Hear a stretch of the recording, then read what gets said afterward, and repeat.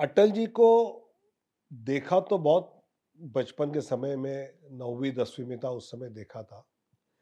लेकिन रूबरू जो अटल जी को जानने का, पहचानने का मौका मिला, मैं भाजपा मुंबई का अध्यक्ष था और भाजपा मुंबई अध्यक्ष के नाते मैं भाजपा की राष्ट्रीय कार्यकारी परिषद का सदस्य था। और उस बैठक में मैं आया, राष्ट्रीय कार्यकारी परिषद की वो बैठक जो हो रही थी, वो 10-15 दिन पहले परवेज मुशर्रफ और अटल जी की चर्चा के बाद वाले थे।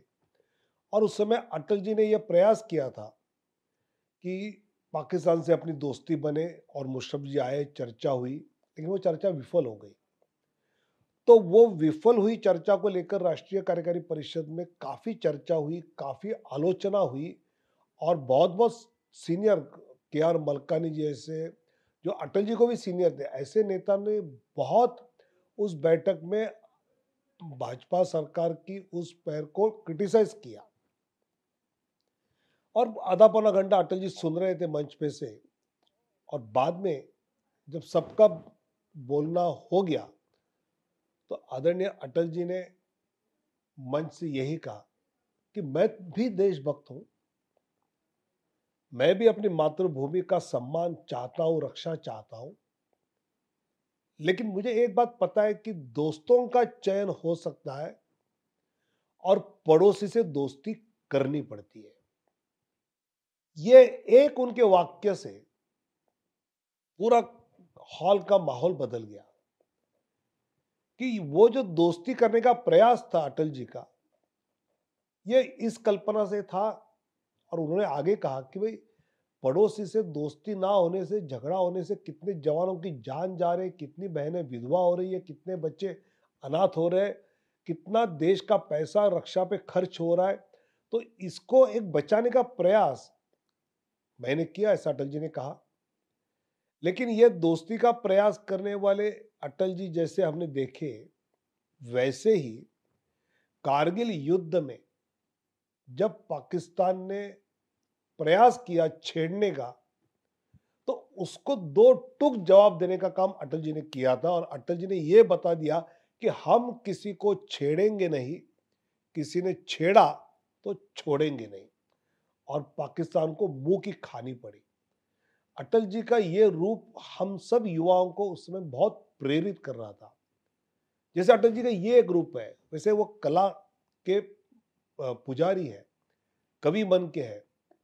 और मुझे याद है, मैं उसी समय मुंबई वो आए थे, जब मैं भाजपा मुंबई अध्यक्ष था। शायद कारगिल वॉर के पहले की बात है या बाद में की, मुझे याद नहीं। अ, वो माननीय वेद प्रकाश गोयल जी हमारे राष्ट्रीय कोषाध्यक्ष थे, उनके घर उस समय ठहरा करते थे।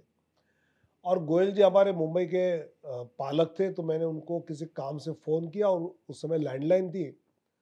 तो लैंडलाइन पे मैंने फ़ोन घुमाया और वहाँ से आवाज़ आई, हेलो। तो मैंने कहा, गोयल जी हैं क्या? बोले, नहीं है। अ, तो मैंने कहा, ठीक है फिर मैं बाद में फ़ोन करता हूँ, क्योंकि मुझे आवाज़ तो ध्यान में आई थी, अटल जी की आवाज़ थी, लेकिन पूछने की हिम्मत नहीं थी। तो वहाँ से आवाज़ आई कि मैं अटल बिहारी बोल रहा हूँ। हाँ अटल जी नमस्ते, मैं बाद में फ़ोन करता हूँ, आपको तकलीफ़ देने के लिए सॉरी। नहीं, नहीं बोले, बोलो। मैं आपसे फ़ोन पे क्या बोलूँगा? मैं तो आपसे मिलकर बात करने में मुझे आनंद मिलेगा, मुझे वो मेरा सौभाग्य रहेगा। बोले, कहाँ पर हो? तो बोला, भाजपा मुंबई कार्यालय में। हाँ, तो नज़दीक है, आ जाओ बोले। मैं ठीक है, तुरंत आता हूँ। अब अटल जी ने बुलाया तो उत्साह से जाने की तैयारी की। तो आ जाओ कहते ही, तुरंत आ जाओ बोलते ही उन्होंने कहा, एक काम करो, वो लड़की को देखा वाला गाना वाला कौन-सा मूवी है? तो मैंने कहा, 1942 लव स्टोरी। उसकी वीडियो कैसेट ले आओ। उस समय वीडियो कैसेट का ज़माना था। तो फिर मैंने वहाँ लाइब्रेरी में से वो ढूँढ निकाली, काफ़ी मुश्किल थी। तो वो ढूँढने की, और एक बात उन्होंने कही, और वो कैसेट लेकर आते समय यहाँ गोयल जी के घर के कोने पे जो समोसा पकोड़े वाला है, उससे समोसे पकोड़े भी ले आओ। अब अटल जी एक साधारण कार्यकर्ता से इतने खुलकर, एक वीडियो कैसेट लाओ मूवी की, एक पकोड़े ले आओ। मुझे लगता है कि अटल जी का ये एक अलग स्वभाव था। जब जब वो मुंबई आए तब तक उन्होंने थिएटर में जाकर मराठी नाटक देखा ही है। उनका ये प्रयास होता था, और वो इस कला के बहुत बड़े पुजारी थे। तो ये अटल जी का रूप भी हमने देखा है। और मुझे लगता है कि एक तरफ भारत को प्रगति पे ले जाने वाले, इस देश के लिए आवश्यकता है, इसलिए पार्टी का कोई भी ईगो न करते हुए एनडीए जैसे 20 पार्टी को साथ लाने वाले अटल जी की देश के हित में है, तो सब पार्टियां साथ में आओ, साथ काम करेंगे।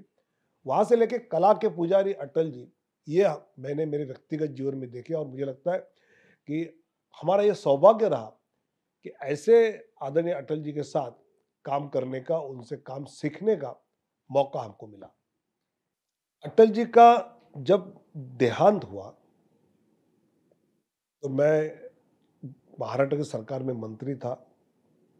तो स्वाभाविक था, अंतिम संस्कार के लिए हम दिल्ली आए, और दिल्ली में अंतिम संस्कार में सम्मिलित होते समय स्वाभाविक था, अटल जी की बारे में यादें, उनके बारे में पढ़ा हुआ, स्टेट्समैन थे, पार्लियामेंट्रियन थे, कई घटनाएं जो हमने प्रमोद महाजन, गोपीनाथ मुंडे जी, इन सब से सुनी थी, अनुभव की थी, वो याद कर रहा था। और जब हम दिल्ली से लौट रहे थे मुंबई के लिए, तब मेरे दिमाग में यह आया कि जो अटल जी हमने उनका अनुभव किया है, वो अटल जी की स्मृति या वो अटल जी नए पीढ़ी के लिए कैसे मिल सकती है।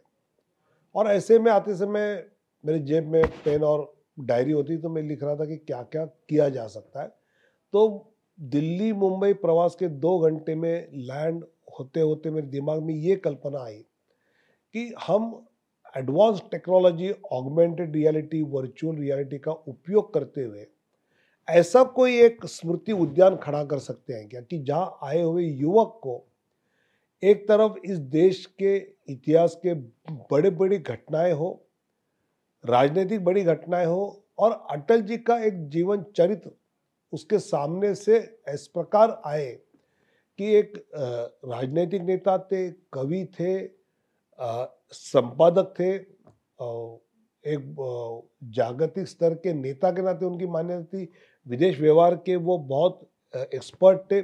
ऐसे सारी चीज़ें, उनके जीवन के अलग अलग पहलू हम लोगों के सामने कैसे ला सकते हैं, ऐसा मेरे दिमाग में था। और जब मैं लौटा मुंबई, तो मैंने कुछ सहयोगियों के साथ बैठकर ये तय किया, और सरकार से चर्चा करते हुए अधिकारियों से बोरीवली में एक जगह तय हुई जो डंपिंग ग्राउंड था, और उसको फिर हमने एक अटल स्मृति उद्यान के नाते विकसित किया, जिसमें अटल जी के कॉलेज के जीवन से, उनके संपादकीय जीवन से, उनके आपातकाल इमरजेंसी के समय के, कारगिल युद्ध के समय के अणु चाशनी जो हुई, न्यूक्लियर उसके उसके ऐसे सब चीज़ें हमने उस अटल स्मृति उद्यान में लाने का प्रयास किया। और एक सुखद आश्चर्य का धक्का कह सकते हैं कि हम आने वालों को देते हैं कि अटल जी उनके साथ आकर बैठते हैं, अटल जी उनके सामने आके कविता पेश करते हैं। ऐसी कई घटनाएं, कई बातें इस अटल स्मृति उद्यान में हमको देखने मिलती है, और अटल जी को हम अनुभव कर सकते हैं। इस प्रकार का ये अटल स्मृति उद्यान बोरीवली मुंबई में हमने खड़ा किया।